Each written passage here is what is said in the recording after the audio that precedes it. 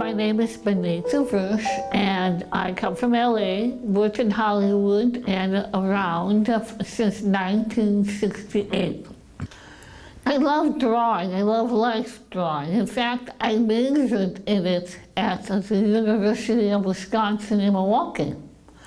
Now that prepares you for absolutely nothing except animation.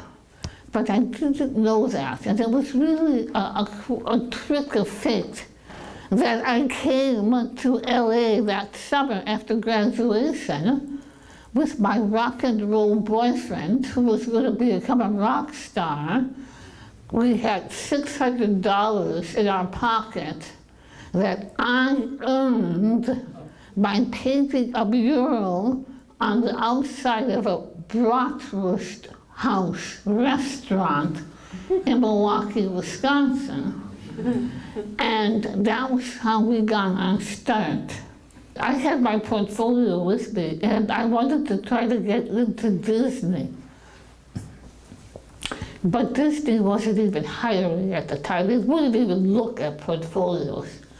So I went over to Hanna-Barbera, and they hired me right away in the ink and paint department. Now I thought, oh man, it must be because I'm such a good artist. Little did I know, it was because in June and the summer months, they hired anybody who could hold a pen and a paintbrush, because that was the busy season. I learned how to do assistant animation, I learned how to do layout, I learned how to do a lot of different things. My job became eventually a PA, which is a production assistant. So I would run around the studio, my little mini skirt, you know, my little hairdo, and I was like a mascot of the studio. But it was really the heyday of animation in those days. Hanna-Barbera was really the only studio around that did animation. It was called limited animation. You remember Yogi Bear, Scooby-Doo, Jetsons. And I worked in the layout department, and all those artists were the best in the business. And all through my career, I learned by working with other artists who were better than I, who took the time to mentor me. I learned to become an assistant animator in the 70s. My guy, you know, I got married and had a baby. So I couldn't work in studio, so I freelanced. I picked up work, took it home with me, worked on it, came back. And that's sort of how I managed for the next 20 years, about. But during that time, I learned how to animate. First, I became a very good assistant animator. 7 years I was an assistant animator.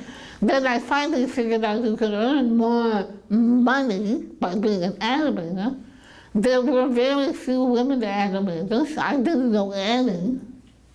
So I became one of the first women animators, and I came tonight, you'll see some of the first things I animated. The 70s and in the 80s, before production went overseas, it was the heyday of animation. And in order to learn to do better animation, I went into commercials. Because in commercials you learned all different kinds of styles. If you worked at Disney, you had to draw Disney style. If you worked at Filmation, you had to draw certain styles. But in commercials, you could do a lot of different styles. And the animation is very full and lively compared to the limited animation of Hanna-Barbera.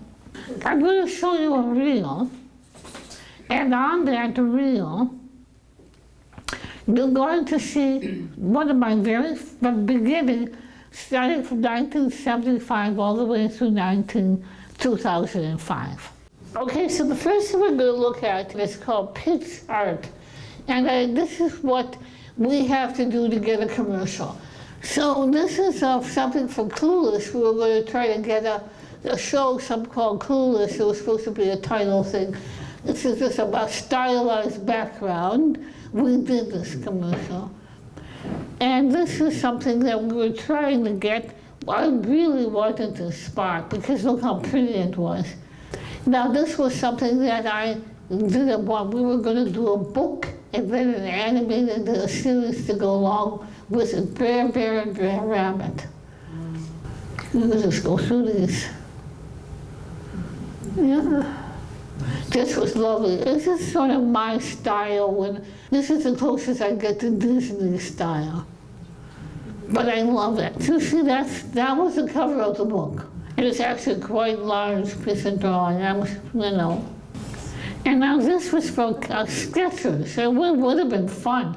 The different animals with Skechers shoes for bodies. These were character designs for a game. And this was just something I did for a film. You'll recognize this first one. Introducing a toilet paper that's unlike any you've ever felt before. New Charmin Ultra. Remember what they used to look like that? 3D. So this was that Honey Bunches one, and this is what it looks animated. I did 2 different styles. This is like regular style, and then this was sort of more CGI with a little more in depth. You see the difference?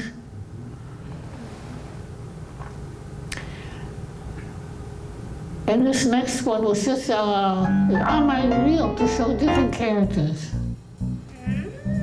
And I did this when I had downtime.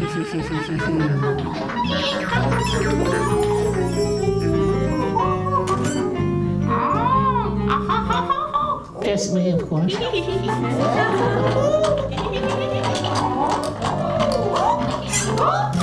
Now we're going to talk about character design. You know, when you have a project, you get the script, you have to do your characters, you have to do the model sheet so everybody can draw it the same way. So they used to make large photos. And then, the animator would have this up on his wall.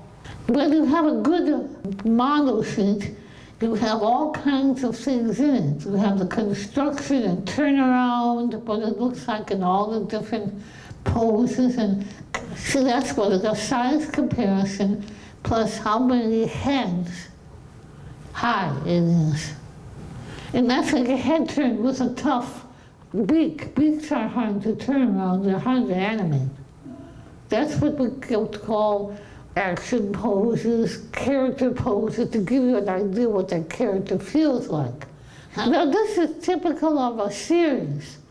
You can see that they just very simplified, basic turnaround, front, quarter, back side, 3/4 back and back. Now this, we saw some Popeyes, and these other characters were typical of the kind of model sheets I used to do for Duck Soup. And that's all you needed, you see, just that little bit. And since I was animating these characters, it was very easy. So when you look at this later on, you can see it's not just a bunch of pretty pictures, it all has a purpose. Okay, you gotta go to the film. Oh, Popeye, I love your parrot. If you were mine, Olive would love me. Olive, I got to get me carrot back. Popeye, your spinach. And the spinach. I want me Quaker apples and cinnamon oatmeal. Here's Popeye. Instant Quaker oatmeal is part of me balanced breakfast. Okay, Pluto. Nobody better steal me parrot or me instant Quaker oatmeal. Popeye wants a Quaker. Okay, we're going to look at Santo Pinguito. So the next process is a storyboard. Before you start your animation, you have to have a storyboard. They're on a piece of cheese. So it's like a fair, county fair, and all the characters are dancing and singing. When you have a storyboard, you put the dialogue and the camera directions all on the same thing. So this is what's happening. So he's going to spit something out. So he's going, hork and boogie. So then they start, da, da, da, you know, go, do, hork and, that's what we do. So then they mess around. So he puts his hat down, and then, of course, he spits up into it. So that's part of the song. And this sequence goes on and on. You know. That's the storyboard for that kind of a show. The actual sequence was about 50 pages.